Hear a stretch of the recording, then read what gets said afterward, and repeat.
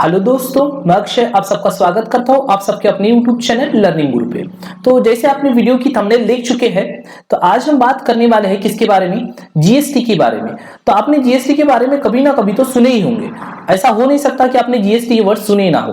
अगर आपने कुछ खरीदे हो तो वहां पे आपने जीएसटी नाम का टैक्स तो जरूर दिए होंगे ही होंगे। तो मैं सबसे पहले बता दूं, क्लियरिफाई कर दूं कि इस वीडियो में हम क्या क्या बातें करने वाले हैं। सबसे पहले तो मैं आपको एकदम बेसिक से ही ले जाऊंगा। सबसे पहले मैं आपको टैक्स के बारे में बताऊंगा। किसके बारे में बताऊंगा? टैक्स क्या होता है, टाइप्स ऑफ टैक्सेस के बारे में बात करेंगे। डायरेक्ट टैक्स क्या होता है, इनडायरेक्ट टैक्स क्या होता है, जीएसटी क्या होता है, इनकम टैक्स क्या होता है, छोटी मोटी बातें जरूर करेंगे। फिर मैं आपको जीएसटी का इंट्रोडक्शन दे दूंगा इन डेप्थ, बहुत सारा डिटेल में, जहां अभी तक आपने पढ़े नहीं होंगे। फिर मैं आपको जीएसटी के टाइप्स के बारे में बता दूंगा कि जीएसटी की क्या क्या टाइप्स होते हैं। और उसके बाद मैं आपको जीएसटी रिटर्न के बारे में भी बताऊंगा। नॉर्मली वीडियोस में देखने को नहीं मिलता जीएसटी रिटर्न फॉर्म के बारे में, तो ये सब चीजें आज इस वीडियो में क्या होने वाली है, डिस्कस होने वाली है। तो मैं आपको एक बात बता दूं कि इस वीडियो में इतना कंटेंट है कि अगर आप YouTube को पूरा चेक करोगे तो इतनी डिटेल इंफॉर्मेशन आपको जीएसटी की कहीं पे भी नहीं मिलेंगी। इस बात का एश्योरेंस तो मैं आपको 100% दे सकता हूं। तो ज्यादा टाइम नहीं लेते हम आपका और चालू करते हैं आपको पढ़ाना। तो आप पहली बात तो ये समझो जीएसटी को समझने से पहले कि ये जीएसटी में जो ये वर्ड है इसका मतलब क्या होता है। तो इसका मतलब होता है गुड्स एंड सर्विस टैक्स। क्या होता है? Goods and service tax. तो मुझे तो इस गुड्स एंड सर्विस को मुझे अभी आपको नहीं बताना, मुझे तो बस इस वर्ड को समझाना है, किसको? टैक्स को। तो ये आप समझो कि टैक्स क्या होता है। तो टैक्स को हम दो कैटेगरीज बनाते हैं। दो कैटेगरीज में एक आता है आपका डायरेक्ट टैक्स और एक आता है आपका इनडायरेक्ट टैक्स। इसका मतलब समझ लो आप, बाद में मैं इसका डिफरेंस बिटवीन भी आपको समझा दूंगा। तो बात क्या होती है, डायरेक्ट टैक्स में क्या होता है मैं आपको यहां समझाता हूं। जैसे एक पर्सन है, ठीक है, और यहां हमारी गवर्नमेंट है, यह हमारी गवर्नमेंट है। अगर गवर्नमेंट ने इस पर्सन के ऊपर क्या लगाया है, टैक्स लगाया है, इस पर्सन के ऊपर टैक्स लगाया है और गवर्नमेंट ही इसको टैक्स पेमेंट करता है, मतलब ये पर्सन ही गवर्नमेंट को टैक्स देता है, तो उसको क्या कहा जाएगा? आपका डायरेक्ट टैक्स कहा जाएगा। लेकिन चीज अगर ऐसी हो जाए कि यह दो लोग बना देते हैं हम ऐसे, हमारी ड्राइंग बहुत अच्छी है आप जानते हो, ये ए बन गया, ये आपका बी बन गया। अब गवर्नमेंट ने टैक्स किसके ऊपर लगाया? मान के चलो इस ए के ऊपर, लेकिन टैक्स का पेमेंट जो है ना वो ए ने नहीं किया, बल्कि ए ने कैसे किया? बी से पैसे लिया और यही पैसा किसको दे दिया? गवर्नमेंट को दे दिया। अगर इस नेचर का टैक्स होता है ना, उसे क्या कहा जाता है? Indirect tax. मतलब पहले केस में क्या हुआ, गवर्नमेंट ने जिसके ऊपर टैक्स लगाया उसी ने उसका पेमेंट किया, तो ये डायरेक्ट टैक्स है। लेकिन अगर गवर्नमेंट टैक्स लगाया किसके ऊपर? ए के ऊपर, दूसरे केस में, पर पैसा किससे लिया गया? बी से लिया गया, तो ये क्या हुआ? इनडायरेक्ट वे में इस बी के ऊपर टैक्स लगाया गया, क्योंकि टैक्स का पैसा तो बी ने भरा है ना, तो इसी क्या कहा जाता है? इनडायरेक्ट टैक्स कहा जाता है। तो आप ऐसे बोलो, जिस व्यक्ति के ऊपर टैक्स लगाया जाता है और वही टैक्स का पेमेंट करता है, तो आपका हो गया डायरेक्ट टैक्स। दूसरी बात ये, इनडायरेक्ट टैक्स में क्या होता है? टैक्स किसी और पे लगाया जाता है लेकिन उसका पेमेंट क्या करता है? कोई और करता है। आई होप सो आप ये समझ में गए होंगे कि ये चीज क्या होती है। तो आपको मैं एक और बात बता दूं, जो डायरेक्ट टैक्स में होता है उसमें से एक पॉपुलर नाम होता है इनकम टैक्स। क्या होता है? Income tax. मतलब आप जितना कमाओगे उसके ऊपर आपको क्या देना पड़ता है? टैक्स देना पड़ता है, वो आपका इनकम टैक्स होता है। मतलब आपका कमाए गए पैसे को आपको ही गवर्नमेंट को टैक्स देना पड़ेगा, इसलिए वो डायरेक्ट टैक्स है। और इनडायरेक्ट टैक्स के बारे में मैं आपको बताऊं तो इसका फेमस एग्जांपल है आज का क्लास का टॉपिक, क्या? जीएसटी। लगाया ये हमारे ऊपर नहीं जाता, कस्टमर्स के ऊपर या कंज्यूमर के ऊपर लगाया नहीं जाता है, ये लगाया जाता है सेलर के ऊपर, मैन्युफैक्चरर के ऊपर, ट्रेडर के ऊपर। लेकिन जो वसूल किया जाता है ना वो फाइनल कंज्यूमर से किया जाता है। इसलिए क्या हुआ, आपका इनडायरेक्ट टैक्स की कैटेगरी में आता है। मतलब जो जीएसटी हम देते हैं ना, वो किसको देने को बोला गया है? सेलर को देने को, जो सामान बेच रहा है। लेकिन सेलर क्या करता है? वो पैसा आपसे वसूल करता है और वही पैसा किसको देता है? गवर्नमेंट को देता है। जैसे मान के चलो यहाँ पे आपका दुकानदार है, कोई जाना पहचाना दुकानदार है मान के चलो, और ये आप हो। तो मतलब क्या करेंगे, जब आप इस दुकान वाले के पास जाते हो कोई सामान खरीदने, तो जैसे कोई सामान 10 रुपए का होगा और 2 रुपए उसके ऊपर जीएसटी होगा, तो ये दुकान वाला क्या करेगा? आपसे ना उस सामान के लिए, जो भी आपका XYZ सामान होगा उसके लिए आपसे 12 रुपए लेगा और 2 रुपए का जीएसटी ये जो आपसे लिया है वो किसको दे देगा? गवर्नमेंट को दे देगा। इस तरीके का काम इनडायरेक्ट टैक्स में किया जाता है। तो इनके बीच का डिफरेंस समझते हैं हम थोड़ा सा, फिर हम जीएसटी के बारे में डिटेल बात करेंगे। देखिए मैं जितनी बातें आपको बता रहा हूं ये बहुत ही इंपॉर्टेंट है और इतना बेसिक से आपको कोई नहीं बताएगा और इतना नॉलेज आपको कहीं नहीं मिलेगा। सो हम स्लाइड पे वापस आते हैं और हम बात करते हैं हमारे टैक्स के इन दोनों के बीच के डिफरेंस की। तो सबसे पहला डिफरेंस हमारे क्या में है? मीनिंग में है। जैसे एक मिनट रुकिएगा, पेन ले लेते हैं हम आपको पढ़ाने के लिए, अच्छे से समझाने के लिए, ताकि आपका कोई भी डाउट इस वीडियो को देखने के बाद ना रहे। तो सबसे पहला डिफरेंस किसका है? मीनिंग का है। तो मीनिंग में जैसे लिखा है कि जो if tax levied on the income और वेल्थ ऑफ ए पर्सन, अगर टैक्स किसके ऊपर लगाया जाता है? एक इंसान जो पर्सन है उसके काय के ऊपर? इनकम के ऊपर या उसके वेल्थ के ऊपर, और वो डायरेक्टली, ये वर्ड याद रखना, डायरेक्टली क्या करे? गवर्नमेंट को पेड करता है, तो उसे क्या कहा जाता है? Direct tax. मतलब जिसके ऊपर लगाया गया उसी पर्सन ने उसका क्या किया है? पेमेंट किया है। लेकिन इनडायरेक्ट टैक्स में ऐसा नहीं होता। इसमें क्या होता है? तो जो लेविड किया जाता है वो किसको किया जाता है? पहली बात तो ये देखो, कलेक्टेड किससे किया जाता है? ये लिखा है कलेक्टेड फ्रॉम बायर, मतलब जो सामान को खरीदता है उससे किया जाता है। लेकिन उसका जो पेमेंट करता है ना, गवर्नमेंट को जो पेमेंट करता है वो कौन होता है? आपका सेलर होता है। जैसे मैंने आपको समझाया एग्जांपल में कि सेलर ने क्या किया? जीएसटी हमसे ले लिया, कलेक्ट कर लिया हमसे बायर से, और वो ही सेलर क्या करता है? गवर्नमेंट को टैक्स दे देता है। इसी को हम क्या बुलाते हैं? हम इनडायरेक्ट टैक्स बुलाते हैं। की बात आपको क्लियर हो गई होंगी। इसमें एक वर्ड आया है सेकंड, जो हमारा डिफरेंस का पॉइंट है, उसमें एक आया है इंसिडेंस एंड इंपैक्ट। तो लगाया जिसके ऊपर जाता है उसको इंसिडेंट बुलाते हैं, और जो उसको भरता है उसका इंपैक्ट बुलाते हैं। तो इसमें क्या होता है? डायरेक्ट टैक्स में जिसके ऊपर लगाया गया उसी ने पेमेंट किया ना, तो इसलिए यहाँ पे जो आपका इंसिडेंट और क्या होता है? इंपैक्ट होता है, वो किसके ऊपर होता है? सेम पर्सन के ऊपर होता है। मतलब जैसे टैक्स राम पे लगाया गया और राम ने उस टैक्स का क्या किया है? पेमेंट किया है, तो लगाया गया मतलब इंसिडेंट हुआ राम के ऊपर, और इंपैक्ट को भी किसके ऊपर आया? राम के ऊपर, मतलब सेम पर्सन पे होता है। लेकिन इनडायरेक्ट टैक्स में ऐसा नहीं होता। जैसे मान के चलो आप, राम आपका सेलर है, क्या है आपका? ये सेलर है, और श्याम आपका बायर है, सामान खरीदने वाला एक इंसान है श्याम। तो गवर्नमेंट यहां पे है, गवर्नमेंट ने जीएसटी लगाया किसके ऊपर? इनडायरेक्ट टैक्स लगाया किसके ऊपर? राम के ऊपर। लेकिन पेमेंट किससे हुआ?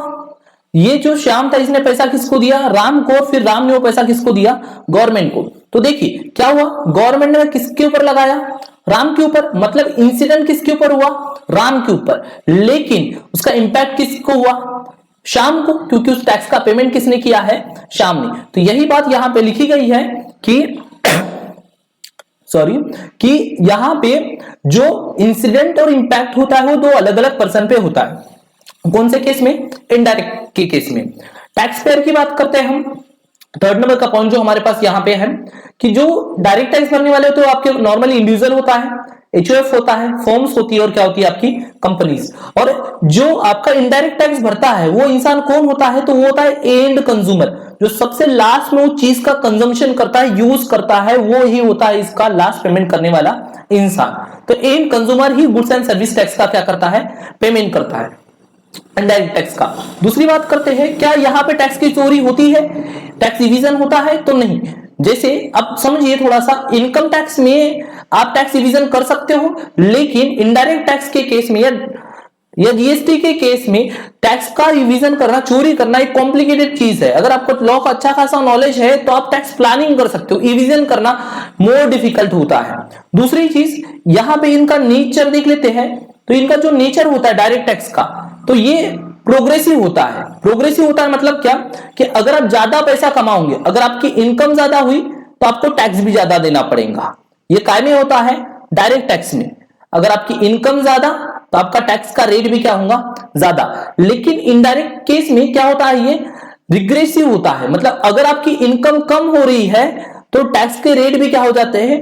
जैसे आप ऐसे समझिए, आपकी इनकम बढ़ रही है, ठीक है, तो टैक्स जो आपका लगेगा ना वो क्या होगा?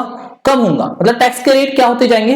कम कम होते जाएंगे। इनकम जितनी जितनी ऊपर जाती जाएंगी टैक्स थोड़ा थोड़ा कम होते जाएंगे। मतलब स्लैब जो बनाए जाते हैं उसमें होता है। ऐसा ये आप नहीं बोलना कि मैं ज्यादा कमाता हूं तो मैं कम टैक्स दूंगा। इनका नेचर होता है, जो स्लैब बनते हैं ना, रेट बनता है 5%, 10%, 15%, जो ऐसे रेट होते हैं उसका नेचर बताया गया आपको यहाँ पे।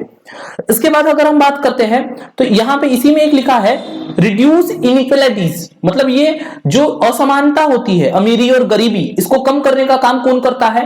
डायरेक्ट टैक्स करता है। तो इनडायरेक्ट टैक्स इसका उल्टा करता है। ये उस जो इनइक्वालिटीज है, लोगों के बीच का डिफरेंस है, मतलब पुअर और रीच, इसको बढ़ाने का काम करता है। इसलिए यहां एक वर्ड लिखा गया है, एनहांस करने का काम वो करता है।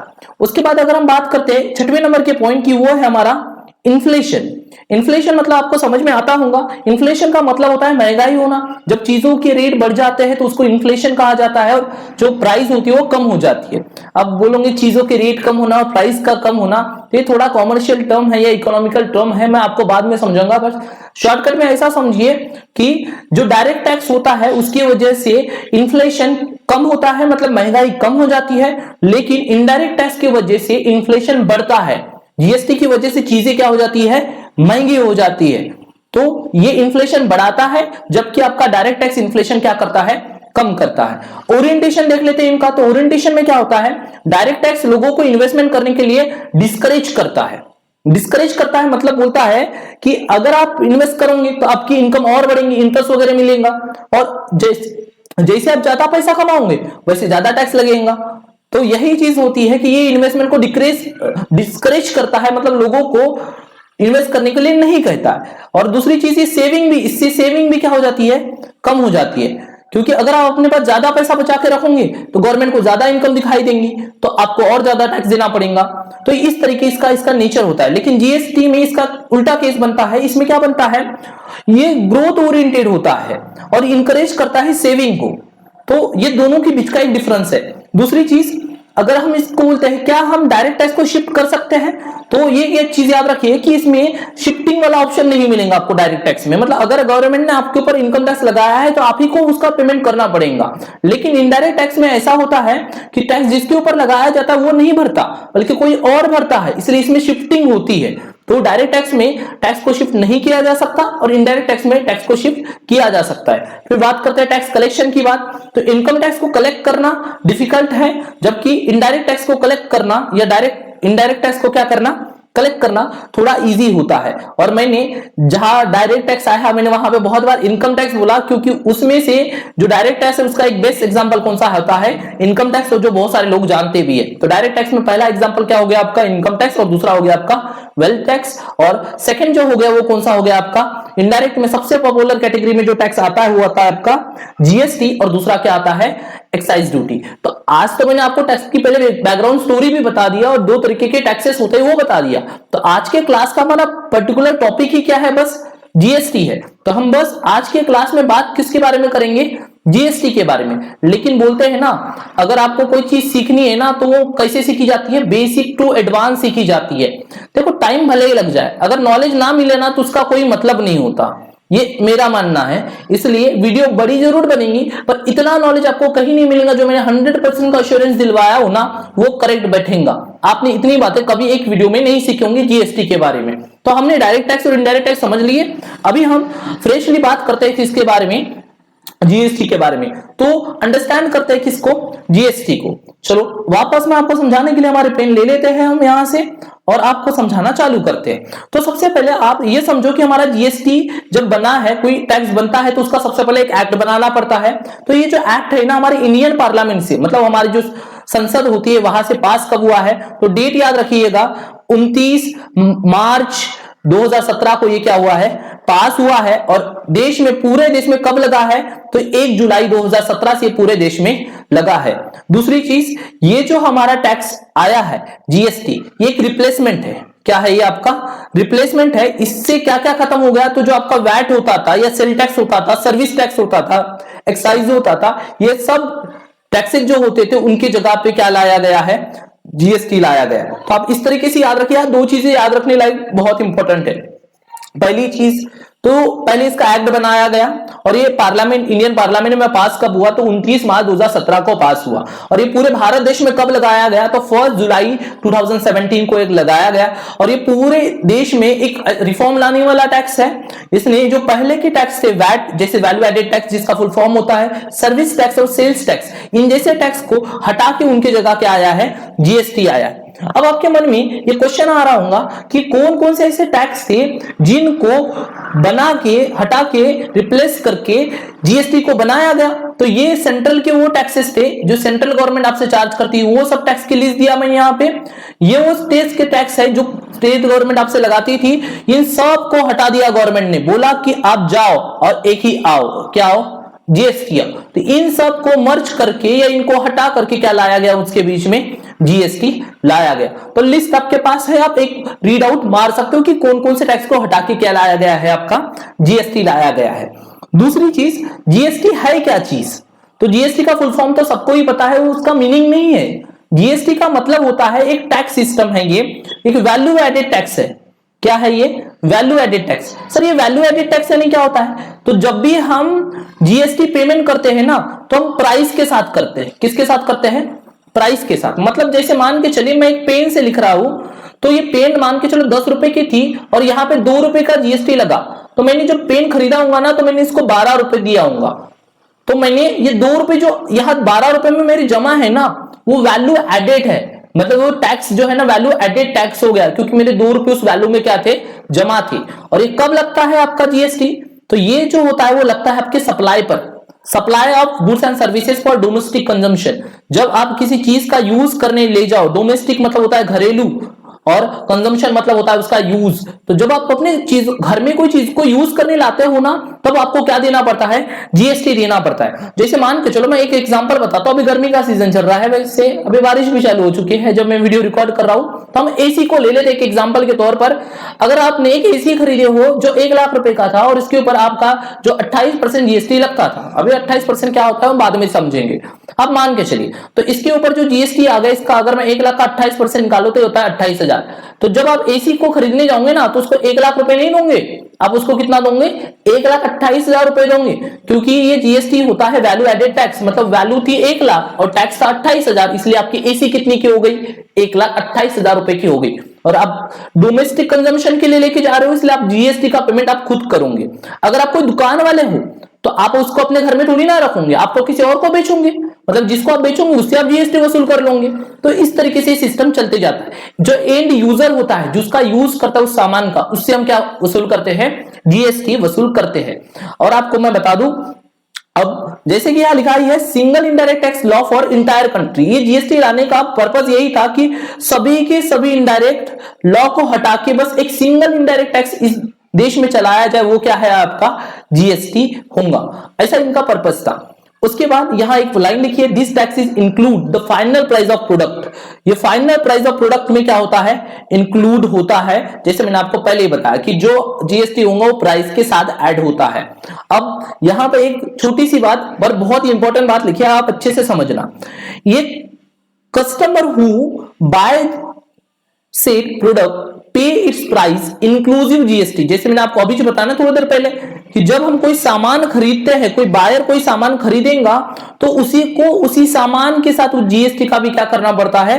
पेमेंट करना पड़ता है। और जो बिजनेस है या जो सेलर है जिससे आपने सामान खरीदे हो, तो वो जीएसटी का जो पोर्शन होता है, जो प्राइस में जो जीएसटी होगा, वो किसको देगा? गवर्नमेंट को देगा। जैसे हमने एसी का एग्जांपल लिए थे ना, ये एग्जांपल है ना कि 1 लाख की एसी थी, 28,000 का जीएसटी था। तो ये जीएसटी मैंने एसी खरीदा, तो मैं जिस दुकान वाले को खरीदा, वो दुकान वाले को मैं 1,28,000 रुपए दूंगा। और तो ये जो जीएसटी की अमाउंट है 28,000, ये जो सेलर होगा ना, वो अपने पास नहीं रखेगा, ये जीएसटी किसको फॉरवर्ड करेगा? वो गवर्नमेंट को फॉरवर्ड करेगा। यही बात यहाँ पे इस लास्ट लाइन में लिखी गई है। आपको समझ में आ गई होंगी, उम्मीद करता हूं मैं। आगे बात करते हैं हम किसके बारे में, कि इसमें क्या क्या चीजें हैं, कि जीएसटी और पुराने टैक्स रिजम में क्या फर्क था। तो प्रेजेंट नहीं, अब इसको थोड़ा काट के आप ऐसा समझिए, ये जब मैंने स्लाइड लिया वो थोड़ी पुरानी स्लाइड थी, इसलिए यहाँ पे वर्ड क्या आया है? प्रेजेंट आया। तो आप इसको प्रेजेंट नहीं बल्कि क्या बोलोगे? ओल्ड रिजम, मतलब पुराना वाला, और ये जीएसटी वाला।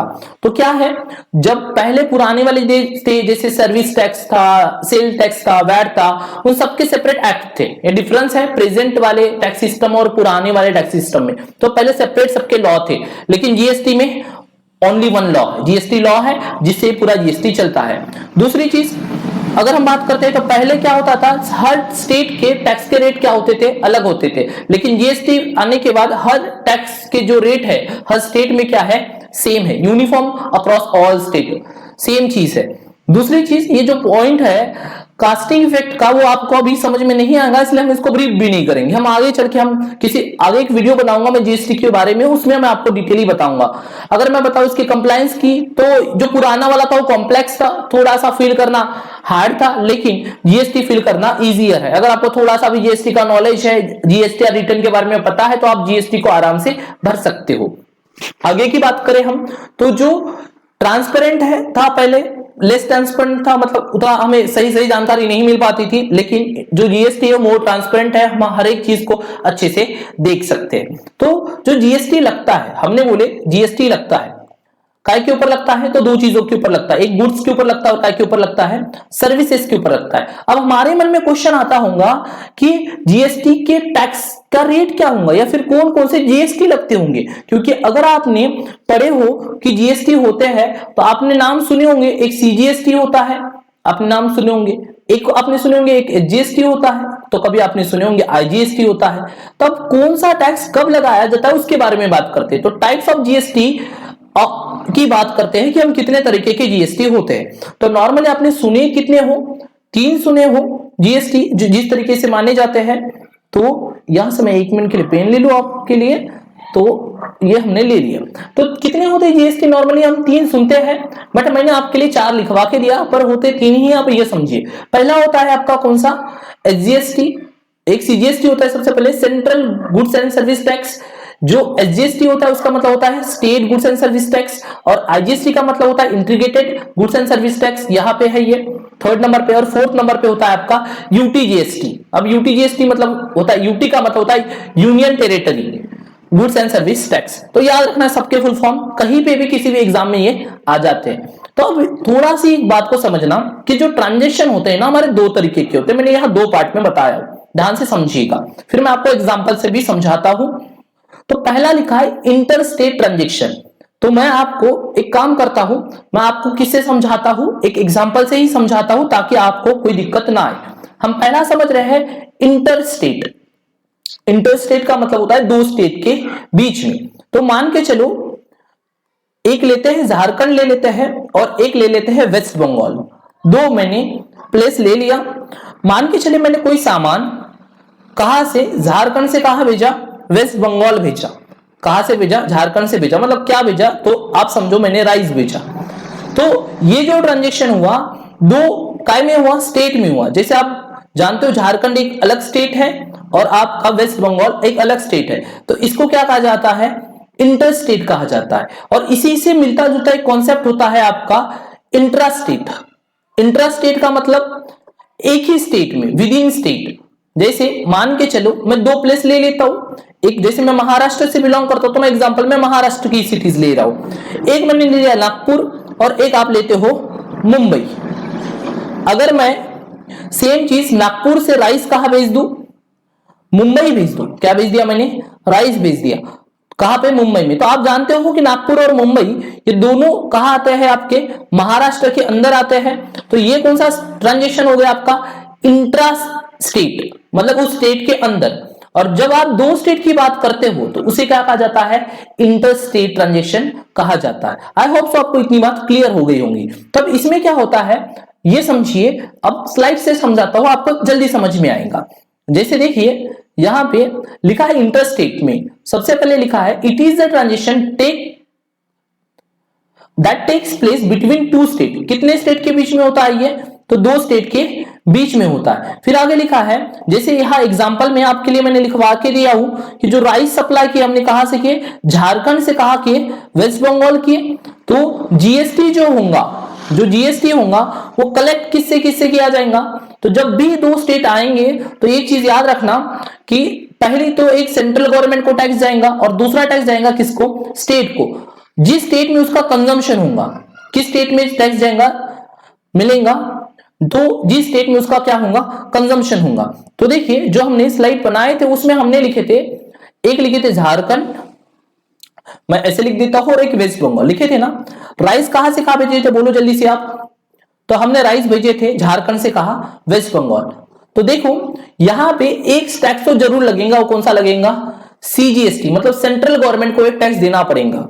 ठीक है, दूसरा जो टैक्स मिलेगा वो किसको मिलेगा, इस जिस कंट्री में कंजम्पशन या जिस सिटी में कंजम्पशन हुआ है उसका यूज, अगर मैंने राइस कहां भेजा हूं, वेस्ट बंगाल में भेजा हूं, तो जो राइस होगा उसका कंजम्पशन कौन करेंगे, वेस्ट बंगाल का कोई पर्सन करेगा। तो जहां कंजम्पशन होगा उस स्टेट वालों को क्या मिलेगा, एचजीएसटी मिलेगा। ये चीज याद रखिए, सीजीएसटी आपको सेंट्रल गवर्नमेंट को देना पड़ता है और एचजीएसटी आपको किसको देना पड़ता है, स्टेट गवर्नमेंट वालों को देना पड़ता है। जैसे आप एग्जांपल से और समझो, जैसे मैंने यहां पे लिख दिया एमएच, एमएच मतलब महाराष्ट्र ले लो आप, और इधर से सीजी मतलब छत्तीसगढ़ ले लो। तो अगर मैंने महाराष्ट्र से कोई सामान कहां भेजाऊं, छत्तीसगढ़ भेजाऊं, तो मेरा पहला टैक्स क्या होगा, पहले तो सीजीएसटी देना ही पड़ेगा सेंट्रल को, जो होगा आपका सेंट्रल गुड्स एंड टैक्स। दूसरी चीज आपको छत्तीसगढ़ गवर्नमेंट को भी क्या देना पड़ेगा, मिलेगा एचजीएसटी मिलेगा, क्योंकि इसका कंजम्पशन क्या होगा, जो राइस मैंने महाराष्ट्र से भेजा हूं छत्तीसगढ़ भेजा हूं, तो इसका कंजम्पशन कहां होगा आपका छत्तीसगढ़ में, इसलिए इस वाले को क्या मिलेगा, एचजीएसटी मिलेगा। यही चीज आपके यहां पे लिखी गई है कि जीएसटी को दो लोग कलेक्ट करेंगे, एक तो सेंट्रल गवर्नमेंट कलेक्ट करेंगे आधा, और आधा कौन कलेक्ट करेंगे, आपका वेस्ट बंगाल की गवर्नमेंट कलेक्ट करेंगे, जिस स्टेट में क्या होता है उसका कंजम्पशन होता है। लेकिन अगर मान के चलिए ट्रांजेक्शन काय में हुआ है, आपका इंटरस्टेट हुआ है, जैसे सेकंड वाले पार्ट में लिखा गया कि अगर एक ही इसमें होता है, जैसे मान के चलिए जैसे लिखा है where a transaction is carried out within a state it is an intrastate। अगर एक ही स्टेट में ट्रांजेक्शन होता है तो उसे इंट्रास्टेट ट्रांजेक्शन कहा जाता है। एग्जांपल के लिए यहां पे लिखा है कि अगर मैंने सामान झारखंड से झारखंड के ही किसी जगह पे भेज दिया 1 टन राइस, तो ये क्या हो गया, उसी सिटी में हो गया, तो इस समय क्या हो गया, उसी स्टेट में हो गया। तो इसका समझो ऐसा कि मैंने महाराष्ट्र से, आपको एक एग्जांपल बताया था थोड़ी देर पहले महाराष्ट्र वाला, नागपुर से मैंने कहा भेजा था राइस, बताइए आप मुझे, मुंबई भेजा था, आपको याद है, अभी मैंने एग्जांपल में बताया। तो अब मुझे बताओ नागपुर और जो ये मुंबई है, ये दो सिटीज है जो कहां आती है, आपके महाराष्ट्र के अंदर आती है। तो जब मैंने नागपुर से राइस मुंबई में भेजा हूं तो यहां पे दो टैक्स आएंगे, पहला तो कौन आ जाएगा, सेंट्रल गवर्नमेंट को टैक्स देना ही पड़ेगा, सीजीएसटी आपको देनी ही पड़ती है। लेकिन अब स्टेट को इतना है, यहां पे बस एक ही टैक्स स्टेट है, कौन सा स्टेट है, महाराष्ट्र, एमएच जिसको नाम से जाना जाता है। तो ये जो जीएसटी होगा वो किसको मिलेगा, महाराष्ट्र स्टेट को मिलेगा। तो इस तरीके से टैक्स को क्या किया जाता है, कलेक्ट किया जाता है। तो अब देखिए, इसको मैंने और भी अच्छे से आपको समझाने के लिए क्लासिफिकेशन किया है। एक होता है आपका स्टेट जीएसटी टैक्स, सॉरी मैंने गलत नाम बोल दिया, state goods and service tax, एक होता है आपका central goods and service tax, और एक होता है आपका integrated goods and service tax. तो देखो, जब स्टेट के बीच में लगता है टैक्स तो वो क्या होता है, आपका जीएसटी होता है। जैसे यहां लिखा ही है, ये state government levies CGST on intra state transaction. अगर कोई ट्रांजेक्शन कहा होता है, एक ही स्टेट के अंदर होता है, तो स्टेट गवर्नमेंट क्या लेती है आपसे, जीएसटी लेती है। ठीक है, एक बात याद रखिए, the revenue is collected and earn by the state government within the transaction take place. मतलब उससे जो पैसा मिलता है वो किसकी कमाई होती है, वो रेवेन्यू किसका होता है, आपका माना जाता है कि वो स्टेट का रेवेन्यू है। लेकिन अगर वो स्टेट है तो वहां जो रेवेन्यू आएगा तो एक तो जाएगा किसको, आपका पहले तो किसको जाने वाला है, सीजीएसटी को जाने वाला है, सेंट्रल गवर्नमेंट को जाने वाला है। आप ये समझो, सेंट्रल को जाएगा ही। दूसरा किसको जाएगा, आपका स्टेट को जाएगा। लेकिन अगर वो स्टेट नहीं है तो सर स्टेट नहीं है मतलब क्या है, यूनियन टेरिटरीज भी है। आप जानते हो ना, इंडिया में कुछ स्टेट और कुछ यूनियन टेरिटरीज है, तो उनमें से एक यूनियन टेरिटरीज छत्तीसगढ़ हो गया, आपका पांडिचेरी हो गया, अंडमान निकोबार हो गया, ऐसे मैंने कुछ नाम आपको लिख दिया। तो उस समय में ना आपका जो एचजीएसटी होता है वो रिप्लेस हो जाता है। एचजीएसटी क्या हो जाता है, रिप्लेस हो जाता है। किसके साथ रिप्लेस हो जाता है, तो उसको हम बुला लेते हैं यूटीजीएसटी। मतलब सर कि अगर कोई स्टेट रहा तो उस जीएसटी को क्या कहते हैं अपन, state goods and service tax. लेकिन अगर वो हमारा यूनियन टेरिटरी रहा तो वो state goods and service tax नहीं कहलाएगा, बल्कि क्या कहलाएगा, union territory goods and service tax. तो आप ये बात समझिए, ये जो आपका यूटीजीएसटी आता है वो कुछ और नहीं बट यूनियन टेरिटरी का ही टैक्स होता है। दूसरी चीज देखिए, ट्रांजेक्शन जो सेंट्रल गवर्नमेंट होती है वो आपसे क्या लेती है, जीएसटी लेती है, जैसे मैंने आपको पहले ही बताया। जो यूनियन टेरिटरीज होंगी, मतलब सॉरी, जो आपकी स्टेट गवर्नमेंट होंगी, वो आपसे क्या लेंगी, central goods and service tax. तो अगर आपका ट्रांजेक्शन कौन सा है, इंटर स्टेट है या फिर इंट्रा स्टेट है, दोनों केस में आपको सेंट्रल गवर्नमेंट को क्या देना पड़ता है, टैक्स देना पड़ता है। और ये जो रेवेन्यू होता है वो शेयर कैसे किया जाता है, इक्वली किया जाता है। जैसे मान के चलो 28,000 का जीएसटी मिला बेटा, तो उस जीएसटी को दो पार्ट में बांटा जाएगा, एक बांटा जाएगा 14,000 में, एक बांटा जाएगा 14,000 में। अगर मान के चलो ये स्टेट वाला होगा, स्टेट में हुआ है ऐसा मान के चलेंगे, तो एक हिस्सा जीएसटी का होगा, मतलब सेंट्रल गवर्नमेंट का, और एक जाएगा state goods and service tax में। मतलब आधा आधा चीजें क्या की जाती है, बांटी जाती है। और एक लास्ट जो है हमारे पास, वो आप याद रखिए, जब ट्रांजेक्शन दो अलग अलग स्टेट में होता है, किस में होता है, दो अलग अलग स्टेट में होता है, तो उसको क्या कहा जाता है, integrated goods and service tax. जैसे मान के चलिए दो स्टेट हम बना देते हैं, और आपको मैं बता देता हूं कि आईजीएसटी का कॉन्सेप्ट चलते कैसा है। एक द लास्ट कॉन्सेप्ट जो आपको बहुत इंपॉर्टेंट है, मान के चले सेम दो स्टेट ले लेते हैं, एक महाराष्ट्र ले लेते हैं और एक छत्तीसगढ़ ही ले लेते हैं, दोनों स्टेट मेरे आसपास में है। तो मान के चलो कि हमने ये टैक्स राइस भेजे थे, किसको, सेम एग्जांपल छत्तीसगढ़ में भेजे। तो अब देखो कितने स्टेट है हमारे पास, दो स्टेट है, तो इनमें झगड़ा होने वाली बात हो जाती है कि पहला तो टैक्स किसको जाएगा, सेंट्रल गवर्नमेंट को चला जाएगा, सीजीएसटी चला जाएगा। लेकिन अब ये दोनों स्टेट आपस में झगड़ा करेंगे ना, महाराष्ट्र वाले बोलेंगे मुझे दो और छत्तीसगढ़ वाले बोलेंगे मुझे टैक्स दो। तो इसलिए गवर्नमेंट ने बोला आप टेंशन मत लो, हम सीधा कर देते हैं कि जो टैक्स होगा उसको हम क्या नाम देंगे, सीजीएसटी के साथ साथ हम क्या जोड़ देंगे, उसको आईजीएसटी की कैटेगरी में रख देंगे। और ये जो टैक्स होगा उस स्टेट को दिया जाएगा उसका कंजम्पशन जहां होगा, या जिसका डेस्टिनेशन जहां होगा, जो सामान जिस जगह पहुंचा है डेस्टिनेशन जहां होगा, उसको ही वो टैक्स मिलेगा, कलेक्ट करने का चांस मिलेगा। तो जैसे इस एग्जांपल में हमारा टैक्स, हमारा राइस कहां पूछा, महाराष्ट्र से छत्तीसगढ़ पूछा, तो जो आईजीएसटी होगा वो किसको मिलेगा, आपका छत्तीसगढ़ गवर्नमेंट को मिलेगा। इसलिए इस आईजीएसटी को एक नाम दिया जाता है डेस्टिनेशन टैक्स। तो ये वर्ड आप याद रखिए, बहुत बार पूछता है कि आईजीएसटी का एक और नाम क्या होता है, तो इसको क्या नाम से जाना जाता है, डेस्टिनेशन टैक्स के नाम से जाना जाता है। और ये वही है जो मैंने आपको समझाया था, कौन सा वाला, इंटर स्टेट ट्रांजेक्शन, या इंटर स्टेट ट्रांजेक्शन कैसे होते हैं वो समझाया था आपको एग्जांपल में आज ही। जब ये एक झारखंड वाला एग्जांपल दिया था मैंने आपको, झारखंड से सामान कहां भेजे थे हमने, तो आप चाहो तो चेक कर सकते हो, झारखंड से हमने सामान कहां भेजे थे, वेस्ट बंगाल। तो इस तरीके का केस होता है जहां पे आपका क्या आता है, आईजीएसटी आता है। तो इस तरीके से आपके पास अभी क्या क्या बन गया, आपको इतनी बात समझ में आ गई कि जो जीएसटी होते हैं उनको कैटेगराइज करते हैं हम, तो उनमें हम क्या क्या आता है हमारा, जिस एक हमारा आता है कौन सा, वेट कीजिएगा थोड़ा टेक्निकल एरर है, आपके लिए पेन वापस लेना पड़ेगा समझाने के लिए। ये देखिए, एक तो चीज हमने सीख ली सीजीएसटी जो central goods and service tax होता है, एक हमने समझे है एचजीएसटी जो क्या होता है आपका state goods and service tax होता है, और एक होता है इंटीग्रेटेड जीएसटी। जब दो स्टेट की बात होती है तो उसमें क्या आ जाता है, इंटर स्टेट वाला मैटर में क्या आ जाता है आपका, एचजीएसटी आ जाता है। ये चीज मैंने आपको समझा दिया। अगर इसको और भी अच्छे से समझना है तो उसके लिए मैंने आपके लिए एक छोटा सा चार्ट बनाया हूं जो हम रफली कवर करेंगे जल्दी जल्दी। जैसे पहला है कौन सा, एचजीएसटी। इसमें क्या होता है एचजीएसटी में, तो देखो महाराष्ट्र है और वो सामान कहां पे आया, महाराष्ट्र की किसी और जगह पे मैंने सोल्ड किया। देख जैसे लिखा है, ये पूरा पढ़ के ही दे देता हूं मैं आपको। ये ट्रेडर फ्रॉम महाराष्ट्र है sold goods to consumer in Maharashtra, मतलब एक ट्रेडर है जिसने महाराष्ट्र के किसी कंज्यूमर को क्या किया है, सामान बेचा है। तो और उसको जीएसटी जो मिला है वो कितने का मिला है, 10,000 का मिला है। तो ये जीएसटी के दो हिस्से बनाए जाएंगे, एक किसको जाएगा तो स्टेट को जाएगा, और एक किसको जाएगा तो सेंट्रल गवर्नमेंट को जाएगा। और कितना कितना जाएगा, मान के चलो एक्चुअली जीएसटी अभी हमने पता नहीं किया, वो सामान कितने का था आपका, 10,000 का था, तो इसके हम दो हिस्से बनाएंगे। और आप मान के चलिए जीएसटी का रेट कितना था, 18% था।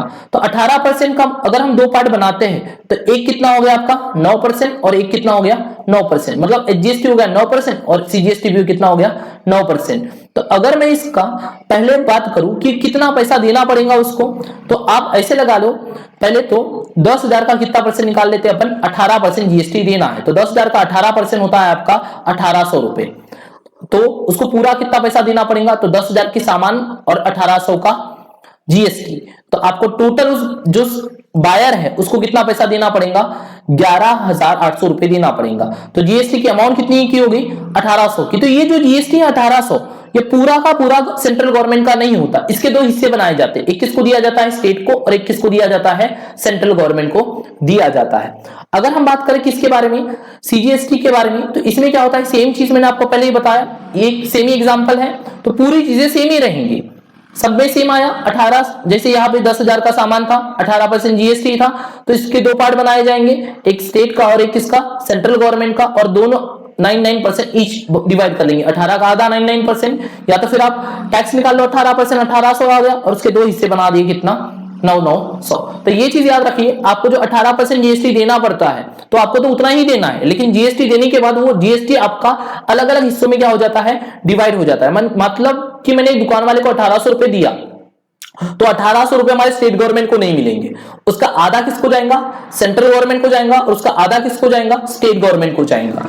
सेम आईजीएसटी के केस में भी वही है, बट आईजीएसटी में कितने स्टेट आते हैं मैंने आपको बताया, 2 स्टेट। महाराष्ट्र के ट्रेडर ने किसी कर्नाटका के कंज्यूमर को क्या भेजा है, सामान बेचा है, तो यहां जो जीएसटी लगेगा वो जीएसटी का कौन सा टाइप लगेगा, आईजीएसटी लगेगा, इंटीग्रेटेड जीएसटी लगेगा, क्योंकि 2 स्टेट आ गए। अगेन जीएसटी का रेट कितना मान के चलते हैं अपन, 18% था, तो आपको टोटल मिला के 1,800 रुपए का जीएसटी देना पड़ेगा, तो टोटल वैल्यू कितनी हो जाएंगी, 10,000 का सामान, 1800 का जीएसटी, मतलब 11,800 रुपए ये हो जाएंगे। तो जीएसटी कितना आ गया आपका, ये आ गया 1800। और यहां पे 2 स्टेट आए, इसलिए यहां आईजीएसटी कितना बनाया गया आपका, 1800 रुपए बनाया गया। ये चीज याद रखिए, आईजीएसटी कितना बनाया गया, 1800 रुपए बनाया गया। ये फर्दर डिवाइड होता है, किस में डिवाइड होता है, तो इसका एक हिस्सा किसको जाता है, आपका सीजीएसटी को जाता है, और दूसरा हिस्सा उस स्टेट को जाता है जहां सामान भेजा गया है, जहां उसका डेस्टिनेशन था। तो सामान कहां भेजा गया था, महाराष्ट्र से कर्नाटका में कंज्यूमर था ना, तो इसका सीजीएसटी 900 जाएगा, आईजीएसटी का जो आईजीएसटी उसका सीजीएसटी में एक हिस्सा सेंट्रल गवर्नमेंट को जाएगा, और उसका एक हिस्सा किसको जाएगा, कर्नाटका गवर्नमेंट को जाएगा। तो आईजीएसटी को फर्दर और कैटेगराइज किया जाता है, ये बात आप याद रखिए। आगे देखते हैं, तो जीएसटी जो हम बोलते हैं ना 18% हम जो बोल रहे थे ना अभी तक, तो ये 18% ये क्या है, तो हमारा टैक्स का रेट है। तो जीएसटी के कुछ रेट बनाए गए हैं जो क्या होते हैं, आधे आधे स्प्लिट होते हैं। तो जीएसटी के 5 रेट बनाया गया, एक 0%, एक 5%, एक 12%, एक 18% और एक 28%। ये क्या है, जीएसटी के रेट्स है जो इंडिया में करते हैं। अगर मैं बोलूं 5% अगर आपका जीएसटी है, तो आप मुझे सीजीएसटी और एचजीएसटी बताओ, तो आप बता सकते हो क्या, तो आपको आना चाहिए। आधा आधा होता है, मतलब 2.5% क्या हो गया आपका, एचजीएसटी हो गया, और 2.5% आपका सीजीएसटी हो गया, दोनों 2.5%। अगर 12% है तो 6% डिवाइड कर लेंगे दोनों आपस में, 18% है तो बोलो जल्दी से 9%, और 28% हुआ तो कितना परसेंट बांटेंगे आपस में, 14%, मतलब 14% हिस्सा किसका, सीजीएसटी वालों का, सेंट्रल गवर्नमेंट का यानी central goods and service tax, और स्टेट गवर्नमेंट का 14%। मतलब ये जो चीज होती है वो आधी आधी क्या की जाती है, बांटी जाती है। तो जीएसटी को पार्टीशन किया जाता है, पूरा जीएसटी किसी एक का नहीं होता, ये बात आप याद रखिए। दूसरी चीज यहाँ पे जीएसटी के स्लैब जो है वो किस तरीके से रखा गया, तो याद रखना जो एसेंशियल चीजें होती है जिंदगी जीने के लिए जो जरूरी होता है, उनके ऊपर 0% जीएसटी लगता है, मतलब उनके ऊपर कोई जीएसटी नहीं लगता, 0% है। जैसे मिल्क हो गया, एग हो गया, आपके फिश हो गया, सॉल्ट हो गया, वेजिटेबल्स हो गया, न्यूज़पेपर हो गया, या फिर कोई सर्विस हो गई, एजुकेशनल हो गया, हेल्थ हो गया, इनके ऊपर जो जीएसटी होता है वो आपका क्या होता है, 0% जीएसटी लगता है, मतलब इनके केस में जीएसटी नहीं आता। फिर जो आपके लिए एसेंशियल है पर थोड़ा लेस एसेंशियल है, या फिर डेली नीड में आते हैं, ऐसी चीजों के ऊपर कितना % जीएसटी लगाया गया, तो इसका 5% जीएसटी का रेट रखा गया। जैसे आपका डोमेस्टिक एलपीजी है, उसके ऊपर 5% जीएसटी लगता है। शुगर ले लो, आप टी ले लो, शुगर ले लो, टी ले लो, कॉफी ले लो, स्पाइसेस ले लो, फैब्रिक ले लो, अगरबत्ती ले लो या मेडिसिन ले लो, उसके ऊपर कितना % जीएसटी लगता है आपका, 5% जीएसटी लगता है। फिर बटर लो, घी लो, या फिर कोई फ्रूट जूस ले लो, या फिर coconut water, non AC restaurant में चले जाओ, अम्ब्रेलास खरीद लो, उसके ऊपर कितना जीएसटी लगता है आपका, 12% जीएसटी लगता है। और 18% में क्या क्या आता है आपका, तो आपका हेयर ऑयल आ गया, टूथपेस्ट आ गया, सोप्स आ गया, आइसक्रीम्स आ गए, आपका पास्ता आ गया, कंप्यूटर्स आ गया, प्रिंटर्स आ गए, एसी रेस्टोरेंट आ गए, वो सब किस में आ जाएंगे, 18% में आ जाएंगे। और अगर आप फिल्म टिकट की बात कर रहे हो जिसकी टिकट कितनी है, 100 से कम है, तो उसके ऊपर जो जीएसटी लगेगा वो कितना लगेगा, 18% लगेगा। लेकिन अगर 100 रुपए से ज्यादा टिकट है तो उसके ऊपर कितना जीएसटी लगेगा आपका, 28% लगेगा। 28% जीएसटी कहाँ लगता है, एसी में लगता है, फ्रिज में लग जाएगा, वॉशिंग मशीन में लग जाएगा, कोई मोटर बाइक है, मशीन है, स्मॉल कार है, या फिर कोई लग्जरियस आइटम है, बीएमडब्ल्यू है, या फिर टिकट्स है जिसकी प्राइस कितनी है, सिगरेट्स वगैरह, अल्कोहलिक ड्रिंक्स, इन सब के ऊपर भी कितना परसेंट लगता है, 18% लगता है। ठीक है, तो ड्रिंक्स के ऊपर, एक्चुअली अल्कोहल के ऊपर नहीं लगता। देखिए जीएसटी को अब बात हो ही रही है तो ये सुन लीजिए, जो अल्कोहल है, पेट्रोल है और इलेक्ट्रिसिटी है, ये तीन नाम याद रखिए, इनके ऊपर जीएसटी नहीं लगाया जाता। इनके ऊपर आज भी स्टेट गवर्नमेंट अपने हिसाब से क्या लगाती है, टैक्स लगती है, मतलब ये अंडर जीएसटी नहीं आते। और ये जो मैंने बताया हूं 0%, 5%, 12%, 18%, 28% में कौन कौन से आइटम आते हैं, तो ये जो वीडियो मैंने आज बनाया ना, तो ये आज अप्लाइकेबल है। हो सकता है कि फ्यूचर डेट में कोई आइटम कहीं से कहीं और शिफ्ट हो जाए, तो ये चीज याद रखिए कि जो रेट होते हैं वो कितने होते हैं, 0%, 5%, 12%, 18% और 28%। और ये जितना भी टैक्स कलेक्ट होगा उसका आधा आधा हिस्सा किया जाता है, सेंट्रल गवर्नमेंट या स्टेट गवर्नमेंट को दिया जाता है। वो डिपेंड करता है कि टैक्स किस कैटेगरी का था। तो ये सब चीजें इसमें आपकी आ गई। आगे हम अगर बढ़ते हैं और हम बात करते हैं, तो हमारे पास जो एक बहुत इंपॉर्टेंट वर्ड आता है वो होता है आपका जीएसटीआईएन। कभी नाम सुने हो आपने? अगर नाम सुने हो तो अच्छी बात है, नहीं सुने हो तो और भी अच्छी बात है।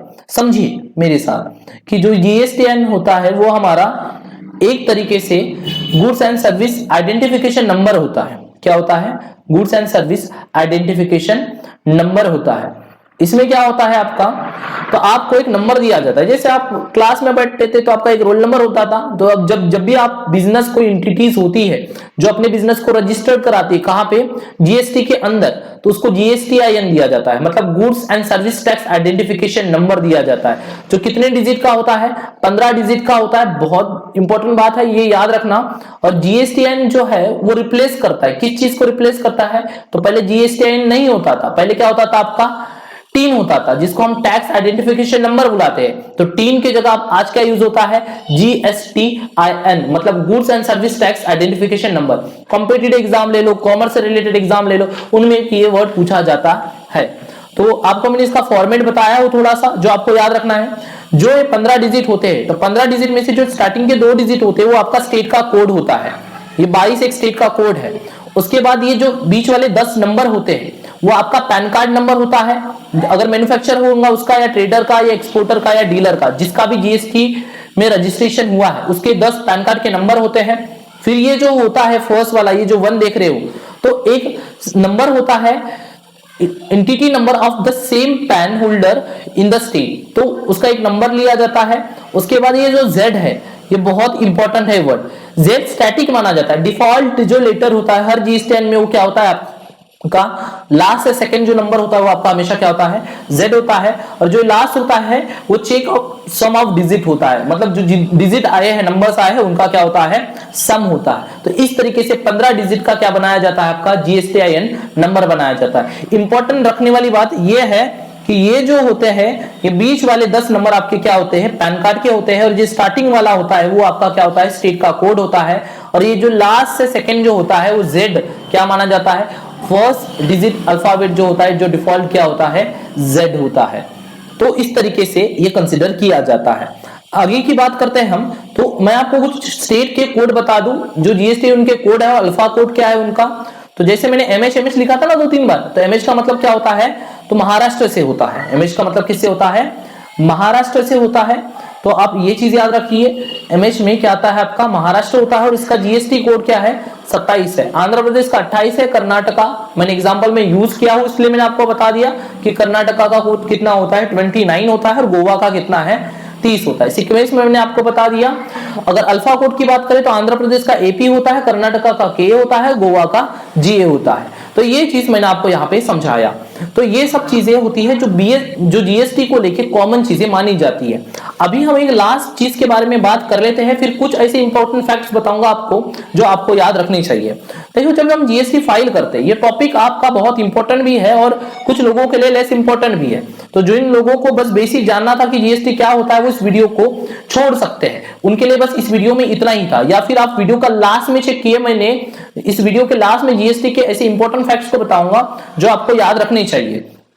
तो उन लोगों के लिए जो बेसिक जानना चाहते थे वो वीडियो के लास्ट में देखना, ये पार्ट स्किप कर सकते हैं। लेकिन जो जीएसटीआर रिटर्न फाइल के बारे में जानना चाहते हैं, जो जीएसटी का काम करते हैं, वो उनके लिए इंपॉर्टेंट है। आपने जीएसटीआर 1, जीएसटीआर 2 ऐसा सुने होंगे, तो वही आज हम समझाएंगे। तो जो every person registered under GST act 2017, जितने भी पर्सन क्या है जीएसटी के अंदर रजिस्टर्ड है, उन सबको फाइल कराना पड़ता है। क्या फाइल कराना पड़ता है? तो रिटर्न फाइल कराना पड़ता है। रिटर्न मतलब जो भी आप जीएसटी कमाते हो उसका रिटर्न फाइल आपको गवर्नमेंट को देना पड़ता है या बताना पड़ता है। ये जो रिटर्न होता है वो नॉर्मल टैक्स पेयर जो होता है आपका मंथली फाइल करता है। कैसे फाइल करता है? Monthly and 1 annual return, 1 annual return, तो ये फाइल करता है। तो ये सब चीजें हैं, आपको थोड़ा सा ये बताया गया है। जीएसटी फाइल करने के तरीके हैं, ये आपके पास 3 तरीके हैं। आप जीएसटीआईएन पोर्टल से करवा सकते हो। जीएसटीआईएन का मतलब होता है goods and service tax network. इस एन का लॉन्ग फॉर्म किससे होता है? नेटवर्क से होता है। ये चीज याद रखो। और जीएसटी की वेबसाइट है, यहां से किया जा सकता है। या तो फिर आप जीएसटी का पेमेंट कहां से कर सकते हो? Offline utilities provide by GSTN, मतलब जीएसटीएन नेटवर्क के अंदर कुछ ऑफलाइन क्या है, यूटिलिटीज है, कुछ चीजें हैं, संस्थाएं हैं, या कुछ ऐसे शॉप मान के चलिए दुकानें हैं आप, या ऐसा सेंटर है जहां पे आप जाके अपना जीएसटी ऑफलाइन भरा सकते हो। या तो फिर आप जीएसटी सुविधा प्रोवाइडर्स होते हैं, जिनको हम जीपीएस के नाम, जीएसपी के नाम से जानते हैं, मतलब goods and service tax service provider होते हैं हमारे, अब या सुविधा प्रोवाइडर जिनके नाम से जानते हैं, आप इनके पास भी जाके अपना जीएसटी क्या कर सकते हो? फाइल कर सकते हो। तो अब ये याद रखना कि फॉर्म नंबर क्या होता है, इंपॉर्टेंट यही है, फॉर्म नंबर, और इसको कौन भरता है, डिस्क्रिप्शन की मतलब इसको कौन भरने वाला है और कौन फाइल करता है और कब फाइल करता है। देखो, पहला रिटर्न का नंबर है, दूसरा डिस्क्रिप्शन है कि कौन किस तरीके का पर्सन ये फाइल करेगा, हु फाइल्स मतलब रजिस्टर्ड पर्सन करता है या कोई और करता है, और डेट फॉर फाइलिंग की डेट क्या होती है फाइलिंग की। तो जीएसटीआर 1 जो होता है एक मंथली स्टेटमेंट होता है जो आउटवर्ड सप्लायर होता है, मतलब जो सामान को बेचने का काम करता है, सर्विस एंड गुड्स को बेचने का मतलब किसी को देने का काम करता है आउटवर्ड। तो वो रजिस्टर्ड पर्सन हुआ तो उसको फाइल करना पड़ेगा कब? 10th of the next month, 10 मतलब नेक्स्ट मंथ के 10th को आपको फाइल करना पड़ेगा जब भी आपका ट्रांजेक्शन हुआ होगा। जो जी बस आपको फैक्ट से याद रखनी है, इतनी ही चीज है। इसका रियल लाइफ एप्लीकेशन मैं आपको नेक्स्ट वीडियो में दिखाऊंगा, और मैं आपको एक आधा जीएसटीआर फाइल भी करा के दिखा दूंगा। जो जीएसटीआर 2 होता है मंथली स्टेटमेंट होता है, वो जो फाइल करने का काम करता है वो कौन करते हैं?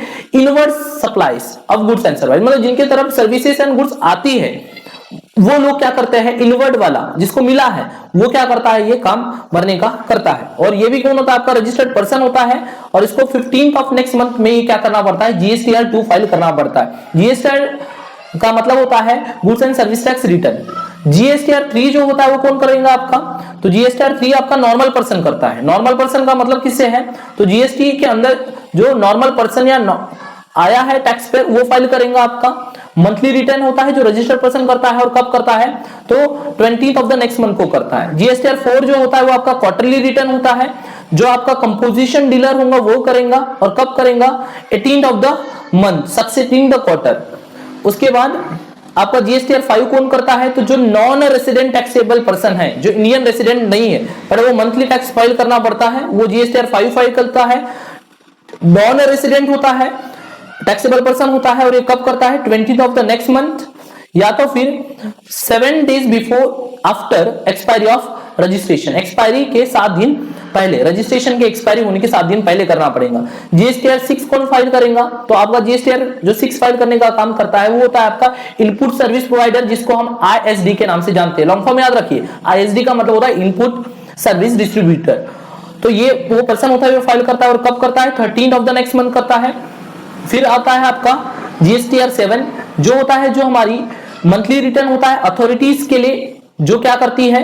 डिडक्ट करती है टैक्स एट सोर्स, मतलब टीडीएस काटती है ऐसे अथॉरिटीज को, टैक्स डिडक्टर होते हैं ये लोग, इनको अपना टैक्स का फाइल करना पड़ता है 10th of the next month को। जीएसटीआर 8 का काम कौन करता है, तो मंथली रिटर्न ये फाइल करना पड़ता है। ई कॉमर्स ऑपरेटर, जो ई कॉमर्स ऑपरेटर है उनको फाइल करना पड़ता है जीएसटीआर 8, और ये कब किया जाता है 10th of the next month. GSTR 9 जो होता है वो आपका एनुअल रिटर्न होता है, तो जो रजिस्टर्ड पर्सन है या अदर देन ये इन लोगों को छोड़कर जो आपके रजिस्टर्ड पर्सन होते हैं उनको आपका एनुअल रिटर्न फाइल करना पड़ता है। कब फाइल करना पड़ता है, 31 December of the next financial year को ये फाइल करना पड़ता है। एंड देन आपका जीएसटीआर 10 कब फाइल करना पड़ेगा आपको, तो ये आपको फाइल करना पड़ता है कब, जब आपका फाइनल रिटर्न फाइल होता है जीएसटीआर 10, और ये किसको करना पड़ता है, तो taxable person whose registration has been surrendered और कैंसल, जिसका रजिस्ट्रेशन या तो सरेंडर होने वाला है या तो कैंसिल होने वाला है उसको करना पड़ेगा। और कब करना पड़ता है फाइनल रिटर्न फाइल, तो 3 months of the date of cancellation और date of order of cancellation whichever is later. इनमें से जो जैसे कैंसिलेशन का ऑर्डर दे दिया उसका लेटर आपको मिला हो, या आपका कैंसिलेशन होने वाला है, इनमें से जो बाद में होगा उसके 3 महीने के अंदर आपको अपना जीएसटीआर 10 फाइल करना पड़ेगा फाइनल रिटर्न के नाम से। तो यहाँ पे एक और कॉन्सेप्ट आपका जो होता है छोटा सा, वो ये समझिए लास्ट में जाते जाते, जब हम कोई चीज परचेस करते हैं और परचेस के ऊपर जो जीएसटी लगता है उस जीएसटी को कहा जाता है इनपुट जीएसटी। क्या कहा जाता है, इनपुट जीएसटी। और दूसरा जो होता है वो होता है हमारा सेल्स के समय जो यूज किया जाता है वो होता है कौन सा, आपका आउटपुट जीएसटी।